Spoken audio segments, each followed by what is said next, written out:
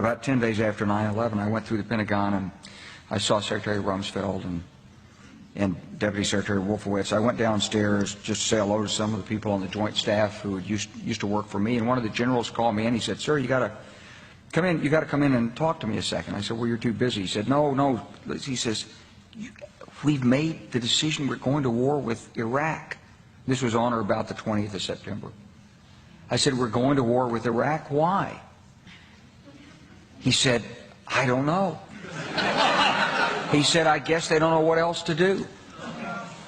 So I said, "Well, did they find some information connecting Saddam to Al-Qaeda?" He said, No. He says, "There's nothing new that way. They just made the decision to go to war with Iraq." He said, "I guess it's like we don't know what to do about terrorists, but we've got a good military and we can take down governments." And he said, "I guess if the only tool you have is a hammer, every problem has to look like a nail." So I came back to see him a few weeks later, and by that time we were bombing in Afghanistan. I said, "Are we still going to war with Iraq?" And he said, "Oh, it's worse than that." He said, he reached over on his desk, he picked up a piece of paper, he said, I just got this down from upstairs, meaning the Secretary of Defense's office today, and he said, "This is a memo that describes how we're going to take out 7 countries in 5 years, starting with Iraq and then Syria, Lebanon, Libya, Somalia, Sudan, and finishing off Iran."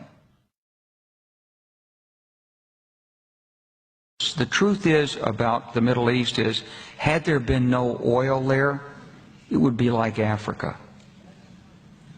Nobody is threatening to intervene in Africa. The problem is the opposite. We keep asking for people to intervene and stop it. And there's no question that the presence of petroleum throughout the region has sparked great power involvement.